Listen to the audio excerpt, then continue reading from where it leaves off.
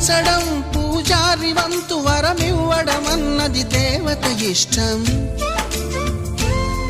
ప్రేమించడం ప్రేమికుడి వంతు కరుణించడం అన్నది ప్రేయసి ఇష్టం. ఎందువల్ల నిన్ను ప్రేమించిందో చిన్ని మనసుకే తెలియదుగా, నిన్ను మరవడం జరగదుగా.